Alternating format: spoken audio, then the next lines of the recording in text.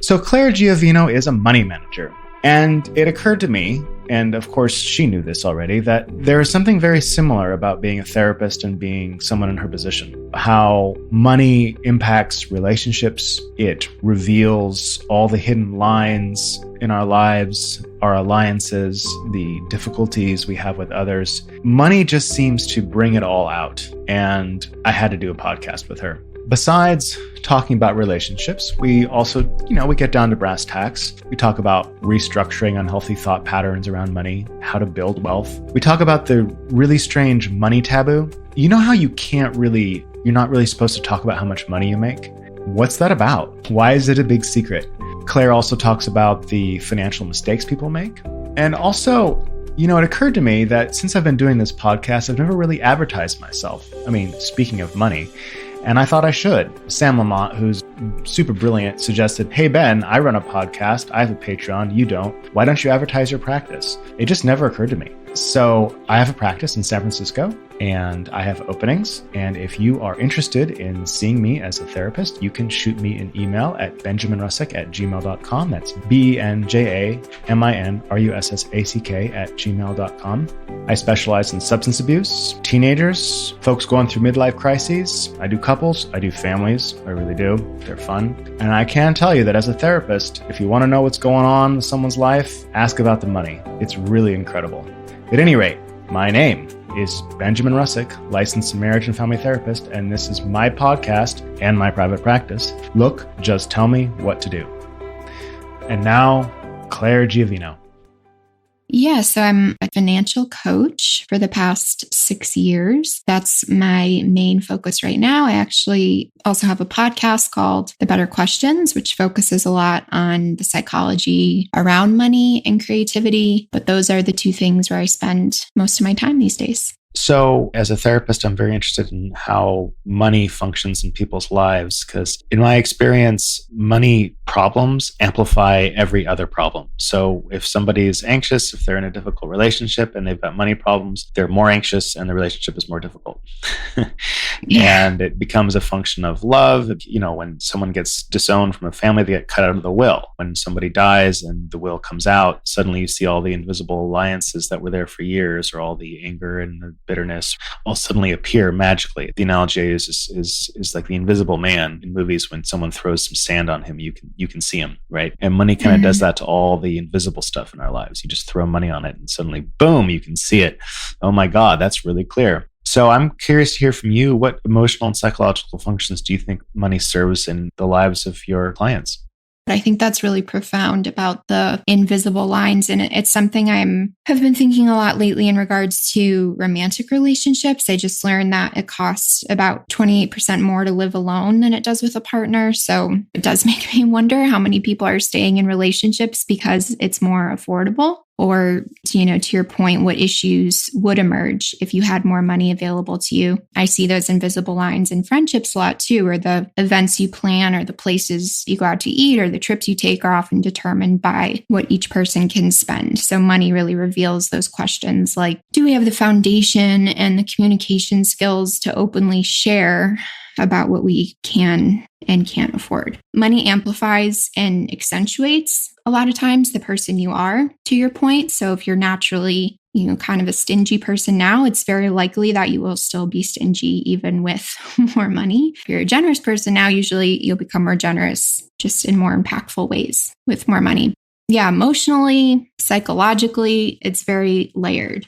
We live in a society where we tend to lead with questions like, what do you do? And then we make these instantaneous judgments based on what we think people earn. And we often do this unconsciously, but it's one of the ways that we make sense of our world and our place in it is by categorizing everything and everyone. But then what that results in is we buy into these beliefs that our worth or our value is tied to the amount of money we earn, which of course isn't true. We're inherently valuable just as humans. It's not based on debt we have or what we have saved. But then since we live in this society that we do, we have to learn to kind of play these games that help us navigate the systems we live in and create the life that we want. As far as emotional functions, there have been a lot of studies that measure an individual's emotional well-being. and life satisfaction. Purdue University specifically found that happiness peaks around 100,000 a year. Oh, really? Yeah, that's the most recent number. And it doesn't mean that you don't have life satisfaction if you're earning less than that. It's just what they found to be the ultimate state of bliss before happiness begins to plateau. I knew a hedge fund guy. He once told me, he said, once you have food on the table and a roof over your head, it's all diminishing returns. I would say that yes, to a point, because that gets you out of survival mode. But then having that extra can be the difference between buying really healthy food versus not, or being able to afford those therapy sessions versus not. Do you ever have conversations with your clients around their happiness and the fact that money is not the answer, even though you're a money manager?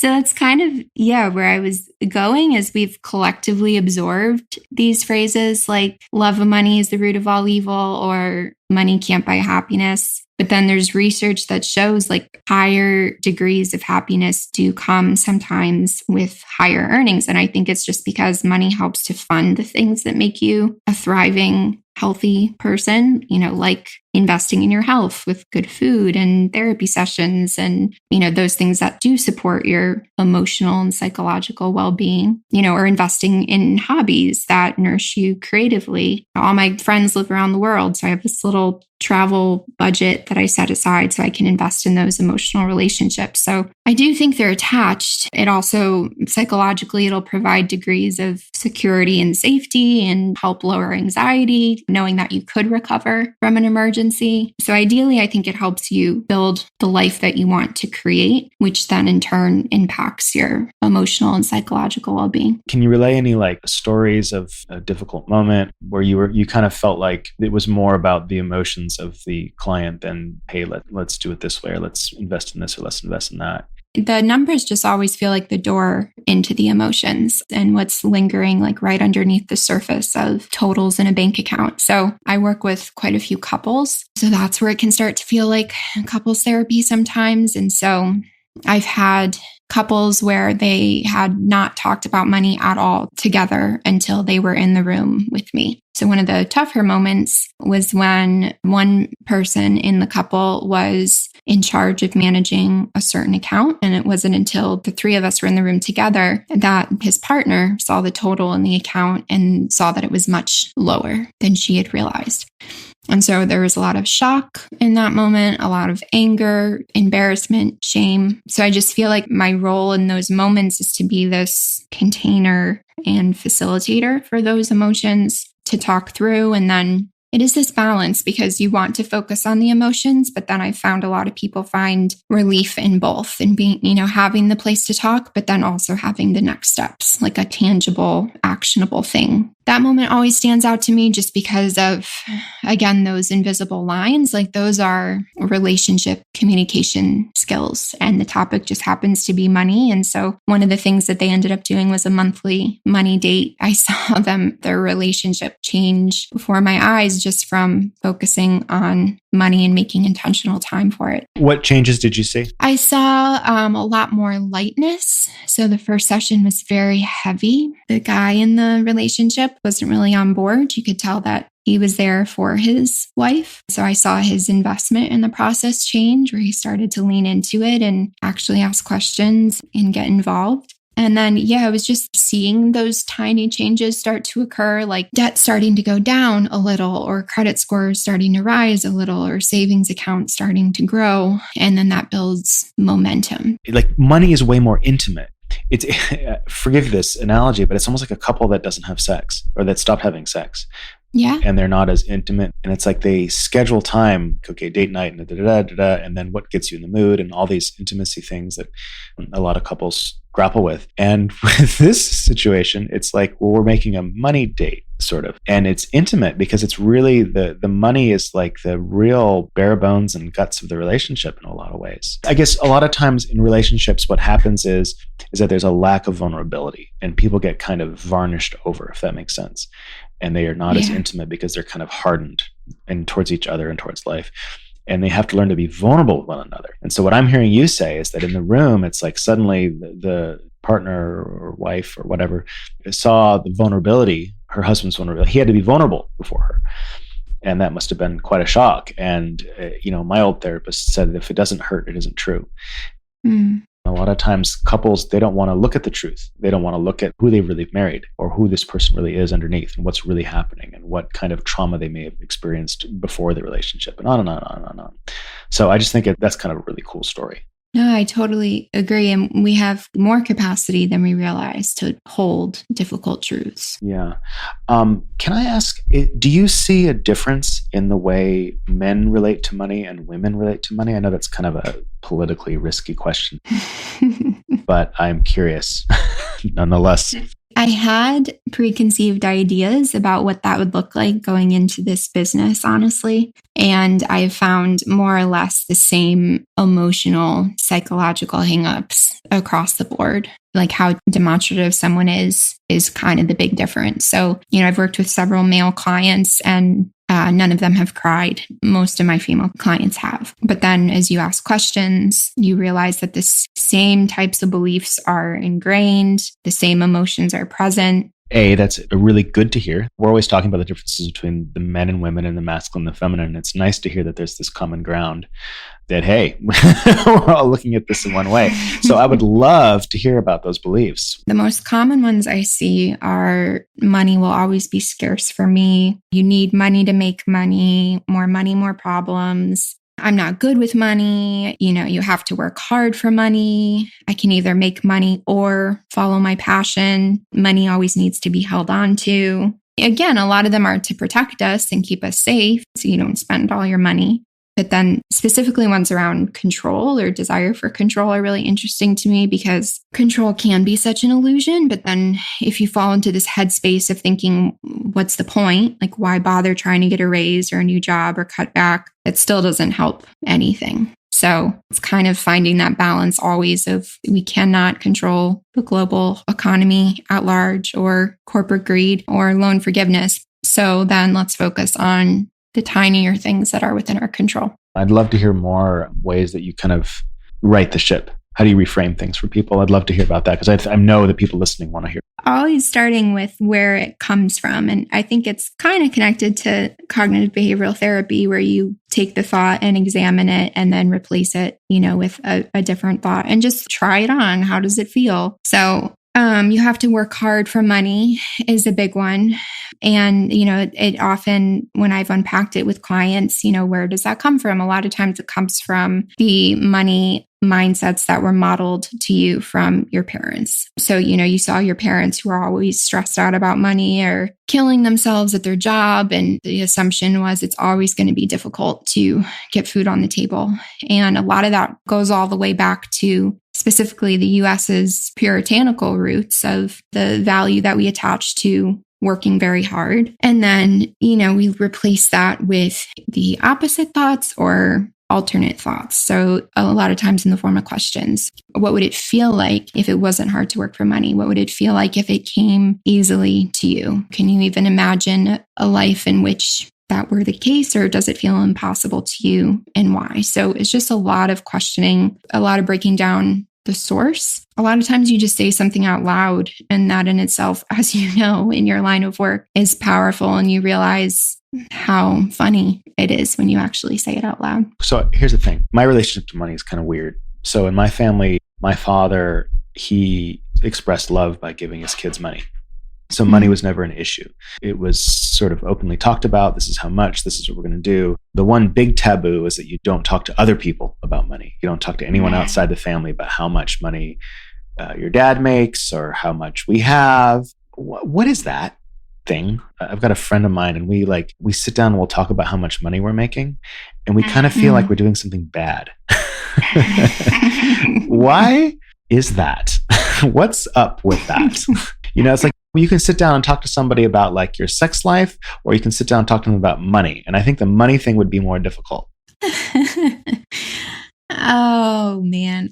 It is still one of those lingering taboos. And it's one of my personal goals is to keep talking about it until the taboo starts to lessen. I think it was considered rude in past generations. It's just not something you bring up. I don't know, the reason that we've continued to hang on to that and not, other things that we talk about openly, like sex, which I don't think our parents or grandparents openly talked about either. So for some reason, there's still this like safeguarding around money. Again, it's that categorizing of your place in society, of kind of fear around maybe you don't want to know where you fall in like the chain of comparison compared to your friends. Maybe you don't want them to feel bad about what you earn. Yeah. And I think some of it could be we live in a capitalistic society where wages aren't openly discussed, and that benefits businesses a lot of times. So it could be some of that seeping in to our conscious collectively too. I do see that slowly starting to change as laws get passed about needing to have the salary range on job postings, but it definitely benefits employers for employees not to talk about their salaries. Yeah, I heard about a company once where the owner actually put everybody's salary on the website. I love that. So there's also, for reasons I don't understand, I have a bunch of Irish patients. I don't know how it happened, but it did. And so I'm learning a lot about Irish culture. And one thing that I've learned is that in Ireland, if you go into a bar and you buy somebody a drink, it's considered rude because it's a form of showing off. Yeah, you don't ever show off your money. You don't ever don't do anything to show that you got more than anybody else has, because you're being condescending. I wonder if that all comes out of a scarcity mindset. So if there's I'm not saying all Irish are poor. I'm just saying that I think that the puritanical roots of this country are very scarcity mindset oriented. We came here and, the stories of like Plymouth Rock and, all the people that died, and Jamestown, a bunch of them died. And, there's always all these stories about like Thanksgiving, for instance. We have a whole goddamn holiday dedicated to basically scarcity. Because Thanksgiving, even though it's about we're giving thanks and we have all this bounty, it's really a holiday about scarcity, because it's like, we're so glad we have food and we're not going to starve, And so, and I think in a scarcity mindset, a collective scarcity mindset gives birth to these taboos for sure, because you don't want to be the one who makes more than everybody else, because everyone will feel unequal to you and so on and so forth. And they're all bitter and resentful about not having their lot in life. Yeah. I have an East Coast friend. I live in New York right now, and they bring me a coffee. I immediately Venmo them for the coffee. It's like a non-issue. It's not even a conversation. Yeah. And they do the same with me. So then I moved to Portland.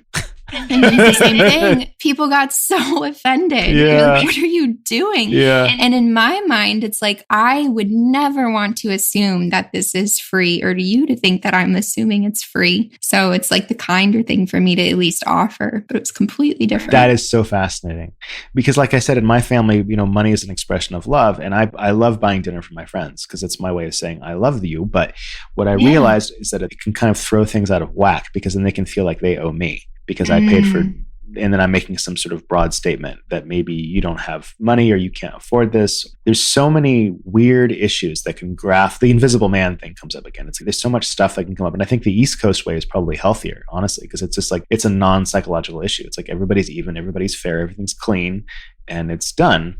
But it doesn't surprise me in a place like Portland, where frankly, there isn't as much money, and there's probably more scarcity. And also it's a much more politically charged place. I would imagine that money is a very charged issue. I'm making a lot of assumptions about Portland because I can't stand the place, but no offense. I know you like it up there. Yeah. And when someone's treating me to a meal, I completely get that, because I love treating my friends, even like taking them on a trip. Like, I just want you to travel with me. I don't care. Just come with me and I'll buy our ticket. But the same with the meal, I'd rather not know that someone's treating me until the end, because my mom's German. So in a German household, the worst thing you can do is be a burden. And so I'll change what I order a lot of times if I know that someone's treating me, because I don't want to order too much. My therapist grew up in the Great Depression, and he saw people like jumping out of windows and the whole thing. And his scarcity mindset was second to none. He was always yelling at me about saving money and wasting money. And boy, he infected me pretty good. Though he did tell me a story once about this hospice where all the old folks were getting food poisoning. What was happening was that they had all grown up during the Great Depression, like himself. I think they were even older than him. And they were all saving all the food and then eating it later. And it was going bad, and they were making themselves sick. So it's really interesting to see a scarcity mindset, what it can do to a population. Yeah. Was this the therapist who made the gutter comment? Yeah. Oh, the gutter comment. Yeah. So he would give me financial advice, which was unethical, but whatever. He's dead. They can't get him. And he said to me, what's the point of all this therapy if you're sleeping in the gutter? Mm. And I wish that ethically I were allowed to give financial advice, but I'm not. I mean, I give people books to read and things like that. Have you heard of The Richest Man in Babylon, that book? Yeah. I read that a long time ago. Yeah. That's a sort of, for those of you listening, that's kind of like saving money 101. And I just assign that to patients, like, you read this. It is a fantastic read for sure. I have found that even saving can play into that scarcity mindset though, and frugality, because there's like a cap to it. Eventually you can only cut back so much or save so much. And then the opposite being abundance, like there's no cap to what you can earn. I want to speak to that. So I'm going to say more than I should because it's my job.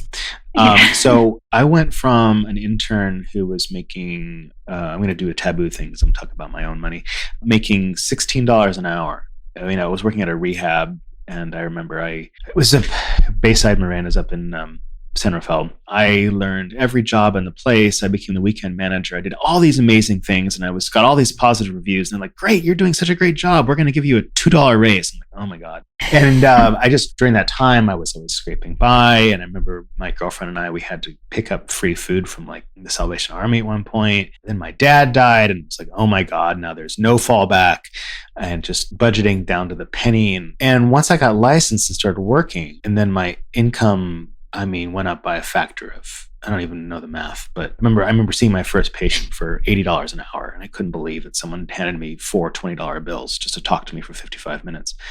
Now my rates are much higher. And notice I didn't say how much because it's taboo to say that. But this is a totally the privileged, sort of arrogant thing to say, but I kind of miss the crush of living in the world of scarcity. Like, I kind of miss the game. Like, I remember I would get my cheese from Trader Joe's, and I would get my produce from this one market that had really cheap produce, and I would spend the day. It was like I had a third job of like foraging for cheap shit. And I kind of miss it. I still do it somewhat, but I don't really need to as much. And even going out to eat with my friends, paying for dinner doesn't mean as much as it used to me or to us, because I'm in a higher income bracket, and a lot of my friends are in a higher income bracket. And so when you pay for someone's lunch, it's not as big a deal because we can afford it. So that's my incredibly privileged position on having abundance. Do you have any thoughts on that? I think that makes sense. I think it reminds me of people who procrastinate over and over so that they can get things done by a deadline. Like, part of you likes the rush and the adrenaline of it and the satisfaction of if you can actually pull it off. So that's kind of what it reminds me of. There's also something primal in there, I think. You said foraging and hunting and gathering for your food, and like a huge element of problem solving. So it doesn't sound like you were ever bored. Yeah, maybe it's almost like a boredom thing. That's exactly what it was. It was problem solving. You got more of a charge out of it, I guess. Mm-hmm. It was like you become sort of addicted to it. I think there's also an element of being addicted to suffering. I was talking to my own therapist, my current therapist, about this, and I said, there's something about suffering that helps me feel contained.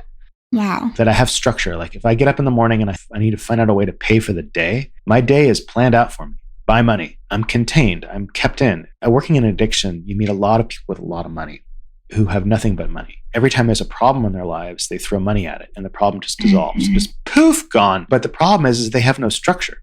They have no limits. And so whatever neurosis they have, let's say they keep crashing cars, right? They'd say they keep drinking and crashing cars and getting DUIs, and they keep throwing money and lawyers at the problem. What happens is it's like cancer or gasoline on a flame. The problem gets bigger because money just made it go away. Yeah. As almost a distraction to the root problem. I do wonder, I have some theories about the issues we're facing today, if they're replacing like the void that has been created by so much convenience. It's never been a more convenient time to live, and enough time to scroll for hours a day on these phones or TVs. And what kind of anxiety is that adding in, where our anxiety used to come from hunting and gathering and running away from animals, and how it's being replaced is very interesting to me. That's a profound, I did not thought of that. Yeah, we don't have anything to push against anymore.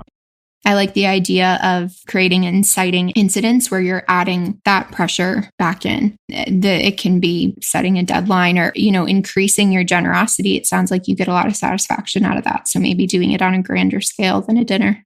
Do you ever find yourself still like playing games like saving money in your head? Like one thing I do is I walk a lot in the city, and it started a few years ago when I had a money scare, and I stopped taking Uber and I stopped taking the bus and I just started walking. And what I was doing is I would walk to a destination and I would calculate how much money I had saved either from the bus or from the Uber. And I would sort of have a running tally in my head about how much money I had sort of made myself. These little games that I used to play, a lot more when I was much younger. Do you find yourself doing that still? Like all the time. Yes. And I just find it enjoyable, actually. And it did start from a place of necessity and survival for sure. But I still think how much I'm saving, or I add up at the end of the day, how much I've spent in the day just in my head, or like as I go about my day, I'll add it up. And then I always do the trade-off. Like for me, money and time are inseparable. So I always calculate how many hours or minutes did I need to work to pay for that Uber or that bus ride. And I love the idea of trade-offs. I actually still don't own a car today because it's not worth it to me. I'd much rather spend lavishly on eating out so I don't have to cook, and I still will walk or take the bus because it's not a painful trade-off to me. Yeah, I cook a lot for myself. I don't tally it up, but I enjoy cooking, so it's a lucky thing. Does it ever amaze you the mistakes that people make financially, like when they're complaining about money, but then they talk about how often they go out to eat? Does it ever frustrate you? Like, do you ever roll your eyes when you're like involuntarily? I kind of get it. I think it's a little bit of decision fatigue. Like we're making the decision fuel runs out. It's a limited amount every day that we get. So I feel like, especially by the end of the day, if you're already in a job you hate, and then you get to the end of the day, you just have no willpower left. And the last thing you want to do is deprive yourself when life already feels so heavy. And so, yeah, that's why I'm really big on setting up money systems that don't rely on willpower so you can avoid that exact thing. So I've had like completely serious conversations with clients and with friends talking about retirement. Their plan is to not live long enough to have to figure it out. What? So I am, yeah, in complete seriousness. Oh, yes. No. Oh, so wow. I'm feeling this, having done this work for like close to 6 years now, a new kind of apathy and nihilism now than I've felt in the beginning from clients and friends. I think part of it's having like the entire world in the palm of our hand on our phones. I don't think that's natural for our brains to be able to take all that in. So I think things have always been chaotic and intense, and every generation thinks their generation is the worst, but it just feels like it's amplified now by it all being available to us. I'm just seeing a ton of like, what is even the point of cutting back, trying to get a better job if it's not going to lead to what I want anyways? Even though we have things in the palm of our hand, do you feel like it's getting more difficult to make money? Like it's more difficult to get ahead? Or do people feel like overwhelmed with all the competition because they could see you go on the Facebook and you see everyone's going on these loudest vacations and like, fuck it, I'm just a piece of shit. What's going on that's happening? That doesn't help. Yeah, I hate LinkedIn, like whose job title is longer. I think alphabet soup, man. I think that's part of it, the comparison. It's both and, because the barrier to entry has also never been lower. Like you truly can. You start a business online quite easily, easier than it's ever been. And I do think the wage transparency is helping. It just really is, going back to the beginning of this conversation, money is just an exchange of value. So I think it's finding a combination of what you're good at and what you enjoy and how that can be valuable to the world. And that's where it feels like there's this disconnect in people accessing what that is. Because once you're really clear on that, it's usually not that hard to make money. What's a healthy frame for making money? Because I think that's what people would love to know that. I would like to know it. I think it takes time, and it takes continued action, and it takes experimentation. Like I only now at 32, and I would say I came to this just in the last year or two, am clear on what my skill set is and what my strengths are and how to market those either to clients or to other companies. And that only came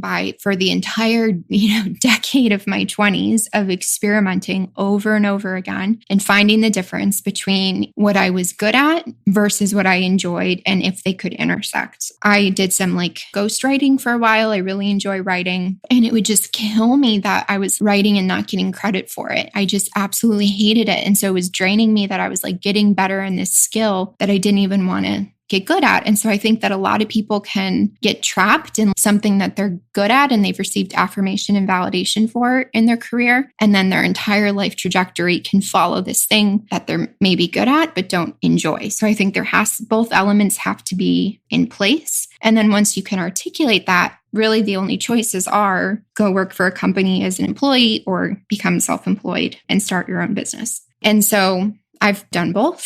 I've been on both sides and I see pros and cons to both. So sometimes I miss that I used to be a teacher. So I love that I could go teach, as long as I showed up every day with teaching material. It was such a low stress job. I could leave work at work, and that's the biggest perk of being an employee. And now running my own business, it's completely on me, which is amazing because of the freedom, but also overwhelming a lot of times. So goddamn terrifying.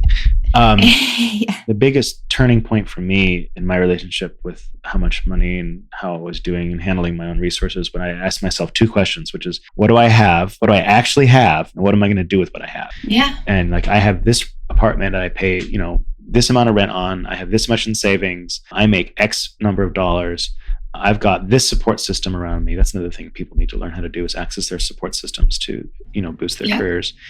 I have this degree, I just got really realistic with myself about what literally existed in my life. And then what could I literally do with that? Because a lot of times I lived in my 20s, especially, I lived with my head in the clouds about, I've got all these dreams and aspirations and I'll just sort of get there one day, somehow. Mm-hmm. And I remember once I heard Dolly Parton, she was talking about how to make it in the world. She said something about how, like, if you're going to fly, if you're going to become like an angel and fly and just soar in the world, there's a lot of hammering and you got to find the right wood. And, and she broke down kind of the unsexy process of becoming this incredibly sexy thing. I just don't think people a lot of times know how to be realistic. Do you find that? Yeah, completely. And like, do you actually want what you say you want is a big one. Like separating what you truly want versus what you think you should want based on the messages you're receiving from society. So I've met a ton of people who now, having done this financial work, know that they are not ambitious and they've come to terms with that and accepted that about themselves. And I think that's amazing. And so if you fall into that camp, great. But to your point, about the support system, there's no way I could have built a business without gathering this huge support system around me. And I love that idea of building, like, I think everyone should be able to build a personal development team in their life of someone to address the mental, someone the emotional, spiritual, physical, financial. I'm going to address current events for a minute. So it looks like we're in a recession. That's all the news. So there's inflation happening, and the Dow, I think, lost 1,200 points yesterday. And I understand the Dow is not necessarily connected to the economy, but there's a lot of fear. I see a lot of cutbacks happening. I saw Patreon cut back 20% of their workforce. There's just cuts happening everywhere. Budgets are being tightened. People seem frightened. Yeah, that goes back more. It's attached to that apathy and that nihilism of what's the point. And I think the fear is underneath those emotions. And again, all the stock market fluctuations are more in our face than they've ever been before because of our phones. So there's nothing new under the sun. The stock market has always fluctuated and it's always gone back up. And there have been recessions in the past. So I think, again, it's just looking at what can you control and what do you have no control over. I still adamantly believe that it's riskier not to invest than it is to invest because of inflation. Looking at our 9% inflation this past year, the best you can get in a really good savings account is 2%. So if you're only saving money and you should have some cash on hand, you're still falling behind a lot of times because of inflation. So you can start really small, start what you're comfortable with, but some of the best days and investments, it's like these few big days that have happened over a span of many years. So if you're not in the market and invested in the market on those big days, then you lose out in a huge way. And I get like easier said than done. It's a lot harder to put money into this fluctuating stock or Roth IRA or whatever it is when you're seeing it go up and down. Objectively, you can buy low, like everything is on sale right now, which is great. But, when money is tight, again, I always just say start small. Or if you don't have your savings, just start there, start with cash. The market continues to go back up over time for all of history. Yeah, that is true. The market has gone up since the very beginning, which I guess it's because we're becoming more productive. We're producing more as a planet, and there's just more wealth to go around. Though I wonder if it'll come up. I mean, our system is so out of whack. Things do feel precarious. I think it's always like life exists in seasons and ebbs and flows. So to me, we've had a really strong market for the past decade. So it's natural to me that we would now be entering this season. But I know emotionally that practical answer doesn't always help. It's like Game of Thrones. Did you watch it? Yeah. You know where I'm going with that? Yeah. Winter is coming. Buckle down. Yeah. I'm curious, what kind of things do you recommend people invest in? I like to invest in companies personally.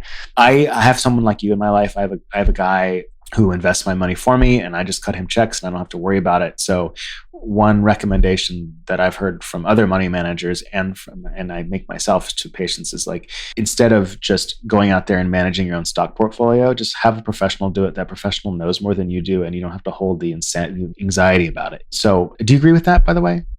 I think that's better than not investing, for sure. It's always going to be a little bit more expensive to have an actual human being managing your investments than it is to invest with a robotic advisor, just with an algorithm that manages your portfolio for you. But either option, you'll just have a little bit of a higher management fee with a real life person. But the benefit of that is you get, a human to talk to who can talk you out of pulling all your money out when things look dire. So it's still way better than not investing at all. So, but I am curious, like, what kind of investments do you recommend? Do you do stocks? Do you do bonds? Do you do a mix? Do you do index funds? Or I love index funds. I remember when I was first learning about investing, and I didn't know anything about it till around 24. I was not taught it in my home or school. So I remember how overwhelming it felt to hear all these terms and not knowing where to start. So if you're brand new and you want to start, I really recommend either wealthfront.com or betterment.com. And you can sign up for an account and they will guide you through, just walk you through all the steps to get started and when to deposit. And you can just open a Roth IRA account. And that's the basket that holds all your investments in. So then you need to choose what goes in that basket. But yeah, I love index funds. So you can either do mutual funds or ETFs are the types of index funds I recommend. And then I have a balance right now. It's pretty aggressive, but it's something I feel okay with, around 85 in stocks and 15 in bonds, because I'm really big on keeping cash on hand too. So I like a more aggressive style. Some people prefer 50-50. It also depends a lot on your age and what age you want to retire by. What you mean by that is that stocks are easy to liquidate. Like a bond is not something you liquidate. You don't just cash that in. Yeah, and it's just higher risk, higher reward. So stocks perform a lot better over the long term. They're going to be more volatile in the short term, like right now, but they pay bigger dividends down the road. I want to ask you about gold. Because Seymour, God bless him, was always telling me to buy gold. So for those of you listening at home, gold retains its value and has historically over the millennia. And I had one hedge fund guy tell me that ancient Egypt, like a house was something like, I forget what he said, the exact number, was something like 240 ounces of gold. And it's still basically that price, like $500,000. Mm-hmm. There's a spiritual quality to gold. People are sort of drawn to it. It has luster. It's fungible, which means you can change it. You can reform it into anything. And it has a sort of a spiritual sun-like quality that just, people want more than water and life itself. There's something about gold.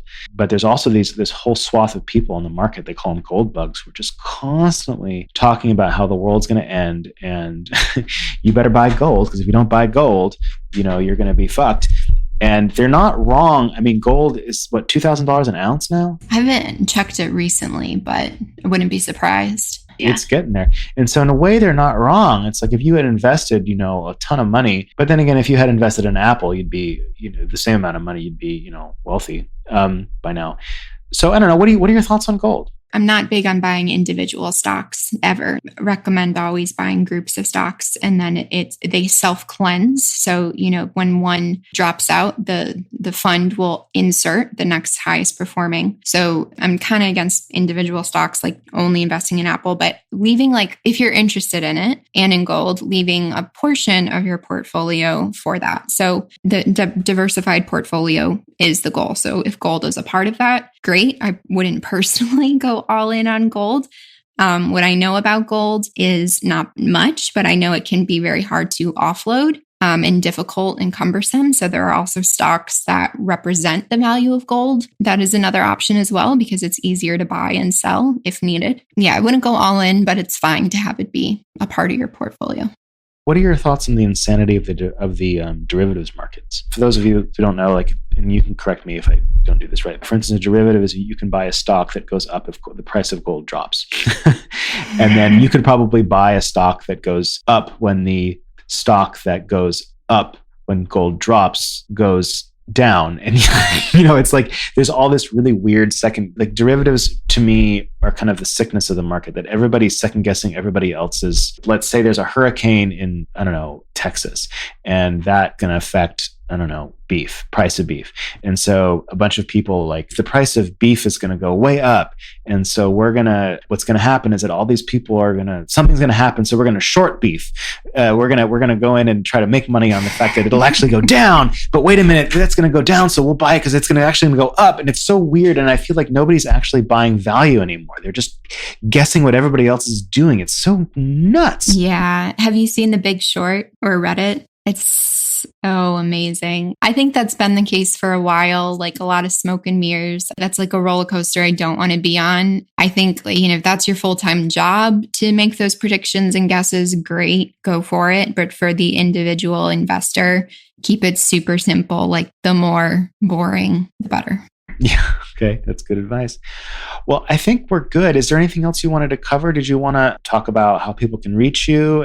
Yeah, I guess I'll wrap up we've talked about control, the kind of despair and fear that's in the air quite a bit in this episode. So a model that I love to reference a lot, and you might be familiar with it, is Stephen Covey's circle of concern. He wrote The 7 Habits of Highly Effective People. He talks about how we all have this circle of concern, and inside of that lives all of the things that we could possibly worry about, like the derivatives market, the price of gold, and all of these things we're talking about that are out of our control. But then within that circle of concern is the circle of influence. And what lives in that is all of the things that we can control, which is what you spend your money on, what jobs you apply to, how you spend your days. And then the amazing part is that the more you focus on that smaller circle of influence, the more it grows. So once you've mastered the basics, the more you can take on. And then research has shown that, the more you focus on what's in your control, the happier you are, the healthier you are, and the more financially successful you are. And it can make adversity less painful. So that's why I'm just really big on, when all of this feels overwhelming and you don't know where to start with your finances, focus on that one thing that you can control, even if it's just gathering up all your login details for all your accounts and log in and see where you're at. Sometimes that can be the biggest barrier to getting started. So that's what I'll end on. If anyone wants to reach out to me, it's Claire@creativemoneycoaching.com. And then my podcast is thebetterquestions.com. Okay. And I guess I'll be a guest on that in a minute. Definitely, yes. Well, listen, I really enjoyed speaking to you today. I look forward to conversations in the future. I loved it. Thank you for having me. Thanks for listening. As always, if you have any questions or would like to be a guest on my show, or you would like to see me as a therapist, you can contact me at benjaminrussack@gmail.com or check out my website at benjaminrussack.com. Thank you so much, and I'll see you next time.